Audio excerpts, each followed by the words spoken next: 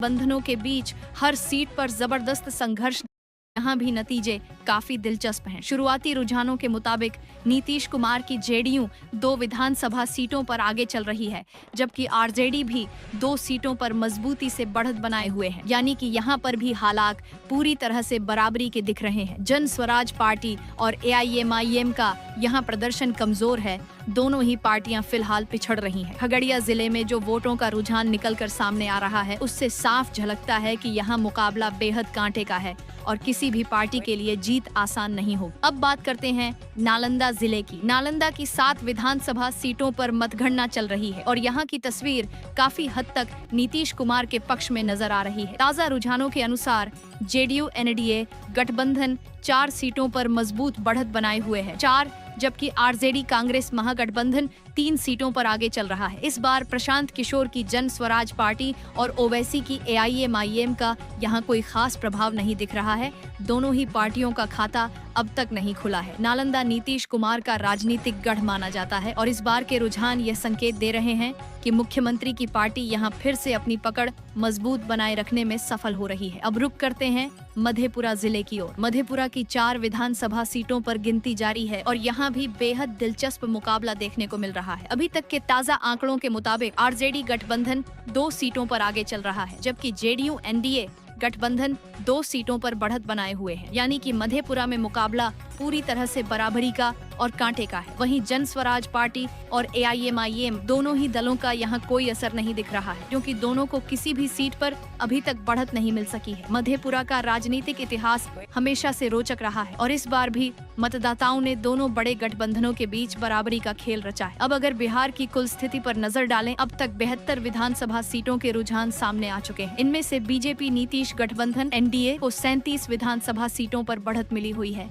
जबकि आरजेडी कांग्रेस महागठबंधन 31 सीटों पर आगे चल रहा है। वहीं जन स्वराज पार्टी को 2 सीटों पर बढ़त मिली है और ओवैसी की पार्टी एआईएमआईएम भी 2 सीटों पर मजबूती से आगे बढ़ रही है। पिछली बार के मुकाबले देखें तो जहां 2020 के विधानसभा चुनाव में एआईएमआईएम ने 5 सीटों पर जीत दर्ज की थी, वहीं इस बार पार्टी का प्रदर्शन कुछ सीमित नजर आ रहा है। हालांकि गिनती अभी जारी है, इसलिए आने वाले राउंड में कई सीटों पर तस्वीर बदल सकती है। दोस्तों, अब यह देखना दिलचस्प होगा कि क्या ओवैसी की पार्टी इस बार भी अपनी पुरानी सफलता को दोहरा पाएगी या नहीं।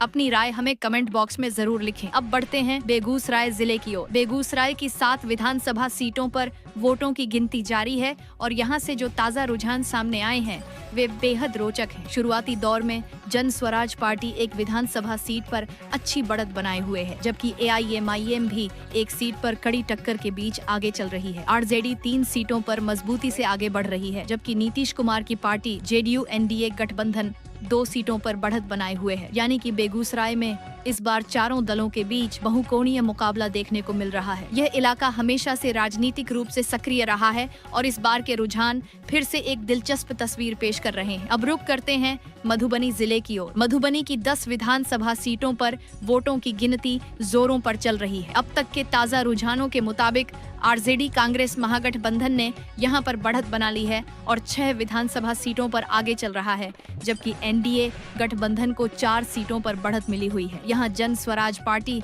और एआईएमआईएम का खाता अब तक नहीं खुला है। मधुबनी जिले के इन नतीजों से साफ है कि इस बार मतदाता महागठबंधन के पक्ष में झुकाव दिखा रहे हैं और आरजेडी यहां पर मजबूत स्थिति में नजर आ रही है। अब नजर डालते हैं सीतामढ़ी जिले पर। सीतामढ़ी जिले की 8 विधानसभा सीटों पर गिनती जारी है। ताजा रुझानों के मुताबिक नीतीश कुमार की जेडीयू एनडीए गठबंधन 4 सीटों पर बढ़त बनाए हुए है, वहीं आरजेडी गठबंधन भी 4 सीटों पर आगे चल रहा है। यानी कि सीतामढ़ी में भी मुकाबला पूरी तरह से बराबरी का बना हुआ है। यहाँ ओवैसी की पार्टी और जन स्वराज पार्टी दोनों ही फिलहाल रेस से बाहर नजर आ रही हैं। सीतामढ़ी के इन नतीजों से साफ है कि यहाँ जनता ने दोनों बड़े गठबंधनों को समान अवसर दिया है और अंतिम राउंड में नतीजों की दिशा किसी भी ओर जा सकती है। दोस्तों, चलिए अब रुक करते हैं बिहार के कटिहार जिले की ओर। बिहार के कटिहार जिले में कुल 7 विधानसभा सीटों पर वोटों की गिनती जोरों पर चल रही है। शुरुआती रुझानों से जो तस्वीर सामने आ रही है वह बेहद दिलचस्प है। बीजेपी एनडीए गठबंधन 3 विधानसभा सीटों पर बढ़त बनाए हुए है। वहीं आरजेडी कांग्रेस महागठबंधन भी 3 सीटों पर मजबूती से आगे चल रहा है। इस बीच प्रशांत किशोर की जन स्वराज पार्टी ने कटिहार में अप्रत्याशित प्रदर्शन करते हुए एक विधानसभा सीट पर बढ़त बना ली है। यह इलाका इस बार तीनों राजनीतिक धड़ों के बीच सीधी और कांटे की लड़ाई का मैदान बन चुका है। आंकड़ों से साफ है कि कटिहार में हर सीट पर सस्पेंस बरकरार है और गिनती के अगले राउंड में बाजी किसी भी ओर पलट सकती है। अब बढ़ते हैं सिवान जिले की ओर। सिवान की 8 विधानसभा सीटों पर वोटों की गिनती जारी है और रुझानों से जो स्थिति बन रही है वह एनडीए के लिए थोड़ी चुनौतीपूर्ण दिखाई दे रही है। अब तक के आंकड़ों के अनुसार नीतीश कुमार की जेडीयू 3 विधानसभा सीटों पर बढ़त बनाए हुए है, लेकिन आरजेडी कांग्रेस महागठबंधन कई अन्य सीटों पर मजबूत टक्कर दे रहा है। इस बार सिवान में महागठबंधन के बढ़ते प्रभाव से एनडीए को नुकसान की संभावना जताई जा रही है। वहीं ओवैसी की एआईएमआईएम